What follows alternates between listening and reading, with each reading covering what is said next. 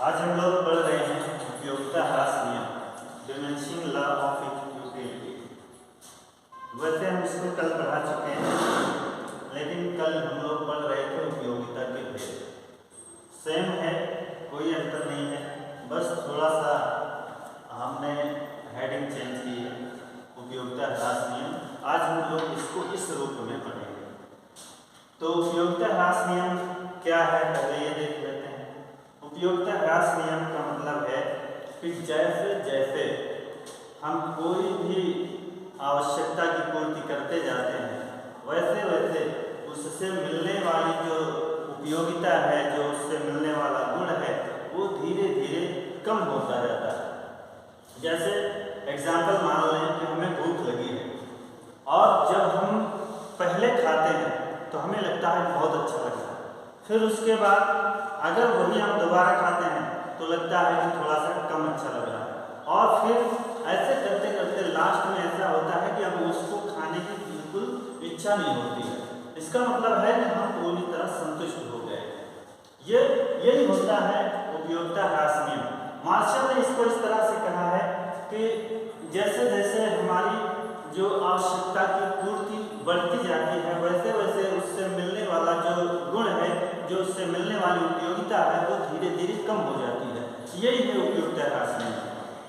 हमेशा हमारे दैनिक जीवन में आता रहता है ह्रास नियम कि जैसे हम लोग बहुत गाने सुनते हैं, एक ही गाना सुनते हैं, तो हालांकि इस पर नियम कम लागू होता है, लेकिन फिर भी एक समय तक तो हमें बहुत अच्छा लगता है, फिर धीरे धीरे उससे मन भरने लगता है और लास्ट में ये होता है कि उसको छोड़ दो, कोई दूसरा सुनो। यही है उपयोगिता ह्रास नियम। तो ये सब जो हमें उपयोगिताएं मिलती हैं, जो भी हमारे हमको उपयोगिता मिलती है, वो धीरे धीरे घटते रूप में ही मिलती है। तो अब यही जो उपयोगिता है, उसी उपयोगिता को हम लोग कुल उपयोगिता, औसत उपयोगिता और सीमांत उपयोगिता के रूप में इसको पढ़ेंगे। ऐसे भी पढ़ सकते थे, लेकिन इस रूप में पढ़ेंगे तो हमें ज़्यादा आसानी होगी। तो चलो मान लेते हैं कुल उपयोगिता। कुल उपयोगिता का मतलब है कि जो हम उपयोग करते हैं उससे मिलने वाला टोटल उपयोगिता है। जैसे उसकी कई इकाइयाँ यूज करते हैं, तो हर इकाई से जो मिलने वाली उपयोगिता है वो कुल उपयोगिता होती है। सारी इकाइयों से जो मिलने वाली उपयोगिता है को जोड़ देंगे, वो कुल उपयोगिता हो जाएगी। और औसत उपयोगिता क्या होती है? वही कुल उपयोगिता को जितनी इकाइयाँ हमने यूज की हैं उससे भाग कर देंगे तो औसत उपयोगिता मिल जाएगी। और सीमांत उपयोगिता को हम मार्जिनल यूटिलिटी बोलते हैं, और ये मार्जिनल यूटिलिटी सबसे ज़्यादा इम्पोर्टेंट है।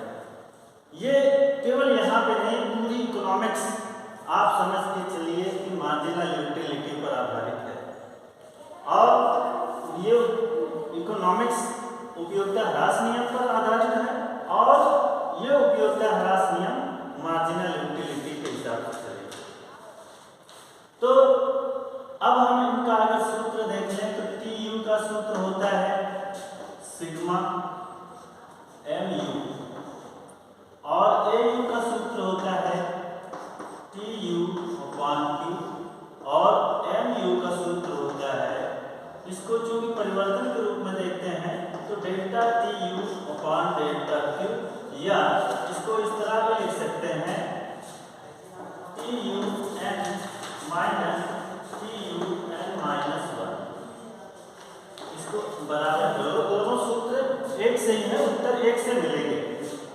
अब इसको समझते हैं क्या, कैसे पढ़ेंगे। तो हम एक सारणी ले लेते हैं इसके लिए कि एक कोई व्यक्ति है, वो उसको भूख लगी हुई है और वह रोटी खाता है। हमने रोटी का एग्जाम्पल लिया है, आप कुछ भी ले सकते हैं। तो ये हमने रोटी की इकाइयाँ लिखी हैं। आपको बुक में ज़्यादातर रोटी ही मिलेगा, इसलिए हम रोटी ही लिख लेते हैं, रोटी की इकाइयाँ। और यहाँ पे लिख लेते हैं TU, ये है AU, और ये MU। तो रोटी, कोई भी व्यक्ति है, सारी चीजें या जो भी कुछ खाता है वो एक ही बार में नहीं खा लेता, उसके कई टुकड़े करता है, कई भाग करता है, या कई इकाइयाँ होती हैं, तो उस रूप में करता है। तो हमने रोटी की, मान लो पहली इकाई यूज किया तो टोटल उपयोगिता हमें 50 के बराबर मिली, और जब 50 के बराबर मिली तो हम यहाँ से AU भी निकाल सकते हैं और MU भी निकाल सकते हैं। तो AU कैसे निकलेगा, चूंकि TU अपान Q है तो TU हमारा 50 है तो 50 लिख दिया, और अपान Q है, Q हमारा 1 है, यानी रोटी की इकाइयाँ कितनी बार यूज करता है, तो ये कितनी यूज करता है संख्या में, तो एक रोटी यूज कर रहा है तो बटा 1 बराबर क्या हो गया, ये 50। इसका मतलब है कि AU भी हमारा 50 आ गया। और MU के लिए भी सूत्र लिख लेंगे, डेल्टा TU का मतलब है T2 और TU1 माइनस TU2 अपान डेल्टा Q, या मीन्स Q2 माइनस Q1। तो Q2 तो हमारे पास दिया नहीं गया, Q2 दिया गया है, Q1 नहीं दिया गया है, T2 दिया गया है, TU2 माइनस TU1 होता है। तो 2 दिया गया है, 1 नहीं दिया गया, मतलब पहले का नहीं दिया गया है, बाद वाला दिया गया है। तो हमने TU2 को लिख लिया कितना, TU2 यही है 50 और 50 माइनस 0, जो पहले का तो मालूम नहीं, 1 वाला मालूम नहीं है तो हमने 0 लिख दिया, और Q2 माइनस Q2 हमारा कितना है, ये है हमारा 1 माइनस ये भी 0, क्योंकि पहले का पता नहीं है, तो ये हो गया कितना 50 बटा 1 बराबर 50। इसका मतलब पहले स्थान पर, पहले पॉइंट पर सारे बराबर होंगे, TU AU और MU तीनों बराबर होंगे। तो अब हम इस पर ज्यादा फोकस नहीं करेंगे, क्योंकि कल हम इसको देख चुके हैं, तो इसको वैसा ही रूप में उतार लेते हैं। ये हो गया 90, और ये 90 हो गया तो 2 से भाग कर देंगे, कितना हो जाएगा, ये 45 हो जाएगा, और ये कितना है 90 में से 50 घटा देंगे तो ये 40 हो जाएगा, और 3 यहाँ पे था 120, और 120 को 3 से भाग करेंगे तो कितना हो जाएगा 40, और 120 में से 90 को घटा देंगे तो कितना हो जाएगा, ये हो जाएगा 30, मतलब MU हमारा 30 हो गया। और चौथे पे ये 140, और ये हमने मान लिया था 4 3 12 4 5 20, और इससे इसको घटा देंगे, ये हो जाएगा 20, और पांचवें पॉइंट पर ये था 150, और ये 5 3 15, और ये कितना हो गया था 10,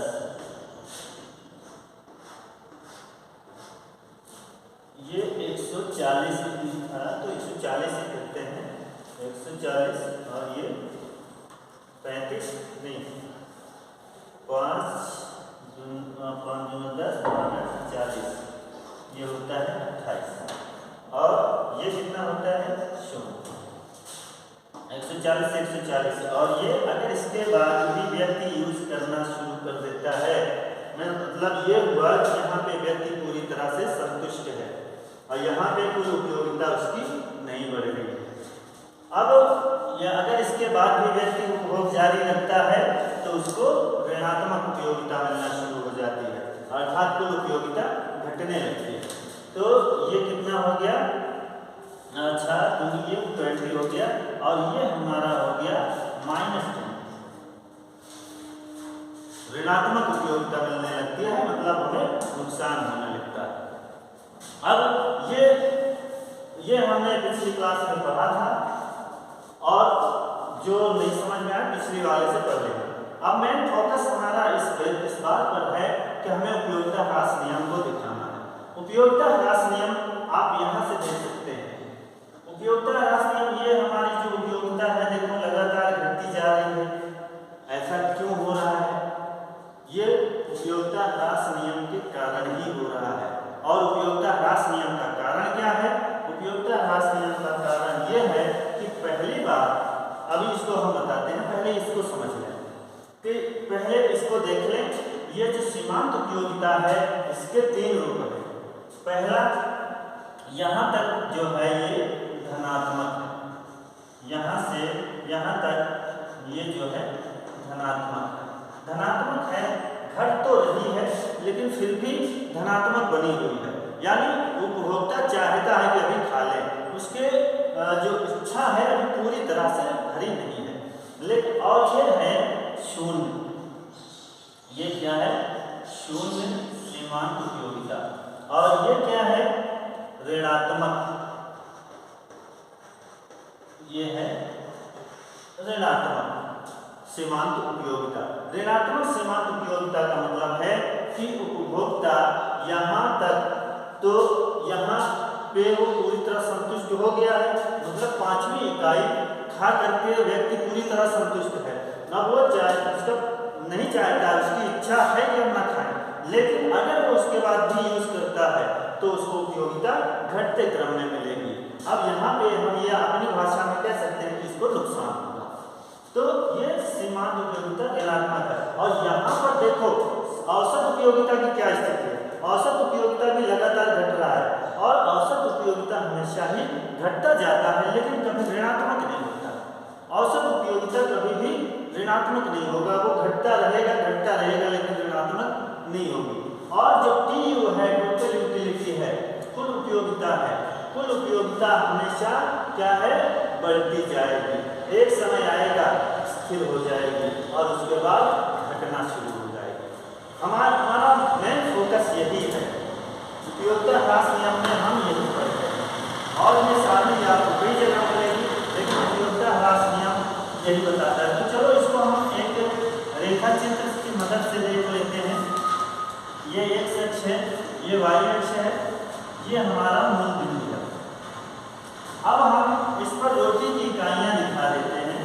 ये है रोटी की इकाइयाँ, या हम इसको क्यों लिखते हैं तो इसको क्यों लिख लें। और ये है हमारी उपयोगिताएं। उपयोगिताएं मतलब ये हमारा TU, AU और MU, इस पर हम सब कुछ दिखा रहे हैं। तो ये हम लोग तो पैमाना मानना तो जानते ही हैं। अब पैमाना आप समझ लेना, मान लो रोटी 1, 2, 3, 4, 5, 6 रोटियां हैं, तो हमने 6 तक का पॉइंट बना लिया। और ये अधिकतम 140 है, तो हम इसको 140 एक एक करके तो लिख नहीं पाएंगे, तो हम उसको 10-10 का मान लेते हैं, तब भी 14 पॉइंट बनेंगे। तो 10-10 मान लेते हैं, 1, 10, 20, 30, 40, 50, 60, 70, 80, 90, 15 का मान लो, ज़्यादा हो रहा है, 15, 30, 45, 60, 75, 90, 105, ये हो गया 120 और 135। इसको मान लो 135 के बाद क्या हो जाएगा? 35, 15, 50, 150 मान लिया। ये हमारे पैमाना। अब हम देखेंगे कि जब व्यक्ति रोटी की एक इकाई यूज करता है तो टोटल उपयोगिता कितनी हो जाती है? 50 हो जाती है। हम इसको मिटा ही दे रहे हैं।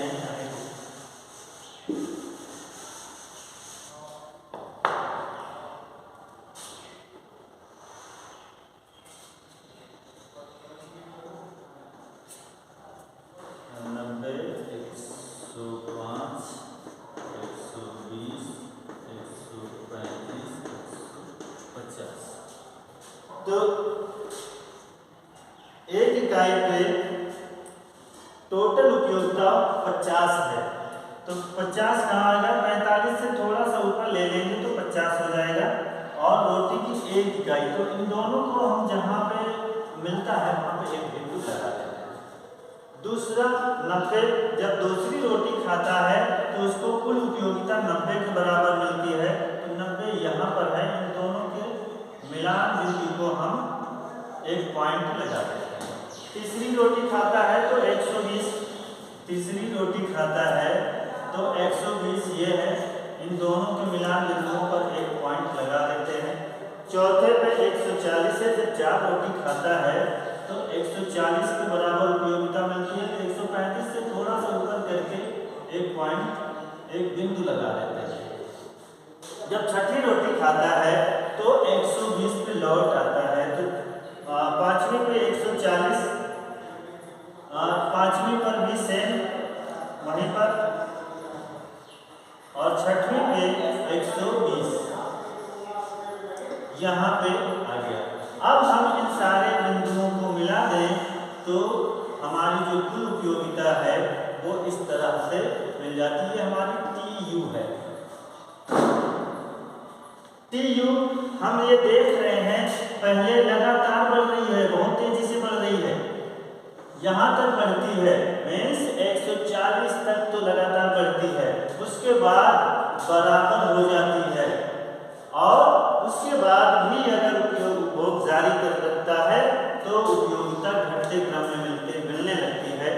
यही है उपयोगिता ह्रास नियम। लेकिन ये जो है यहाँ पे धनात्मक रहती है, अभी भी ये धनात्मक है, घट जरूर रही है लेकिन उपयोगिता अभी भी धनात्मक है, इसे ही उपयोगिता ह्रास नियम कहते हैं। अब इन AU को भी देख लेते हैं। AU पहली रोटी जब खाता है तो AU भी 50 है और दूसरे पे 45 है, तो 45 ये उससे थोड़ा सा घटते हुए यहाँ पर आ गया। और जब तीसरी रोटी खाता है तो 35 है, 30 से थोड़ा सा ऊपर ले लिया, 35 है। और चौथी रोटी जब खाता है तो 28, 30 से थोड़ा सा नीचे ले लेते हैं, चौथी रोटी 28 हो गया। और जब पांचवी रोटी खाता है तो एक हमने भुला दिया, 3 पे 40 था, तीसरी रोटी पे 40 था, तो 45 से थोड़ा सा नीचे ये है, और ये 30 पे चौथी रोटी पे 35 है, चौथी रोटी खाता है तो 35 है, ये यहाँ पे आ गया। और जब छठी रोटी खाता है, पांचवी 28 है, और छठी जो है वो 20 है, तो 15 से थोड़ा सा ऊपर ले लेते हैं। ये देखना, इसमें जो है अंतर बहुत धीरे धीरे आता है, ये इसका अंतर बहुत धीरे धीरे आता है, मतलब अचानक नहीं घटता है, इसीलिए ये कभी भी ऋणात्मक नहीं होता, सदैव घटता हुआ होता है लेकिन फिर भी कभी भी ये ऋणात्मक नहीं होता है। अब देखो जो मेन है हमारा सीमांत उपयोगिता, जो सबसे ज्यादा डिसाइड करती है वो सीमांत उपयोगिता ह्रास नियम को। तो सीमांत उपयोगिता ह्रास नियम को का मेन जो है वो मार्जिनल यूटिलिटी ही है। मार्जिनल यूटिलिटी को हम इस तरह से डिफाइन करते हैं कि जो अतिरिक्त उपयोगिता मिलती है, किसी भी वस्तु को उपभोग करने पर जो अतिरिक्त उपयोगिता मिलती है वही है सीमांत उपयोगिता। जैसे यहाँ पर देखो, मैं एक रोटी जब खाया तो टोटल उपयोगिता कितनी मिली? 50, और दूसरी रोटी जब खाया तो 90 मिली। अब 90 मिली, इसका मतलब है कि जो एक रोटी बढ़ाया, उसने एक रोटी जो बढ़ाया है, उस एक रोटी जो बढ़ी हुई रोटी है उससे कितनी उपयोगिता मिली है? 40 मिली है, क्योंकि ये तो कुल उपयोगिता है 90, तो दोनों रोटी को मिला करके है। लेकिन जो सीमांत उपयोगिता है वो केवल एक रोटी का लेंगे तो यहाँ पे 40 थी, इसका मतलब पहले जो 50 थी और दूसरी रोटी से खाया तो 40, और ये जो है हमेशा घटते हुए क्रम में मिलती है। और तीसरे पे 30, यानी हर एक रोटी से जितनी उपयोगिता मिली है वही होती है सीमांत उपयोगिता। मतलब अगर हम ये भाषा में कह लें तो वो अंतिम उपयोगिता होती है, और अगर हम उसको घटाते हुए नीचे से घटते हुए क्रम में लिखेंगे, घटा घटा के लिखेंगे, तो वो हमारी सीमांत उपयोगिता आराम से आ जाएगी। तो चलो सीमांत उपयोगिता को लिख लेते हैं। पहले बिंदु पर सीमांत उपयोगिता, एक रोटी पे जब एक रोटी खाता है तो 50, दूसरी रोटी खाता है तो केवल दूसरी रोटी का कितना मिलता है उसको? 40 के बराबर उपयोगिता मिलती है। दूसरी रोटी से 40, 45 से थोड़ा सा नीचे दूसरी रोटी ये आ गई। तीसरी रोटी से 3 के बराबर उपयोगिता मिलती है। तीसरी रोटी से 30 के बराबर, तो 30 ये है, 3 यहाँ पे आ गए। चौथी रोटी से 20 के बराबर उपयोगिता मिलती है। 30 से 15 से थोड़ा सा ऊपर ले लेंगे तो 20 मिल जाएगा चौथी रोटी। और छठी रोटी से -20, पांचवी रोटी से 0 के बराबर उपयोगिता मिलती है। पांचवी रोटी से 0 के बराबर, यहाँ मतलब कोई उपयोगिता नहीं मिलती है, यहाँ पे व्यक्ति पूरी तरह संतुष्ट है। और छठवीं पे ऋणात्मक यानी -20 के बराबर उपयोगिता मिलती है, तो मान लेते हैं यहाँ आती है। अब हम इन सारे बिंदुओं को मिला देंगे तो हमें जो उपयोगिता मिलेगी ये हमारी सीमांत उपयोगिता होगी।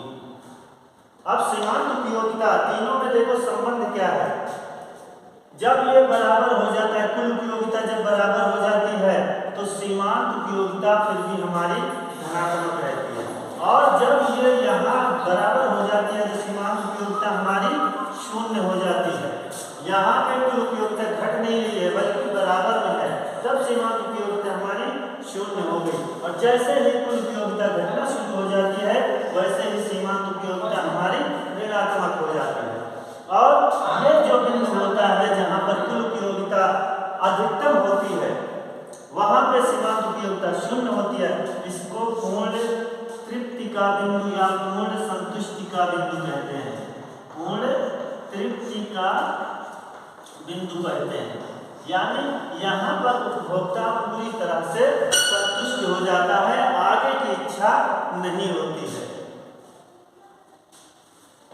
और अब हम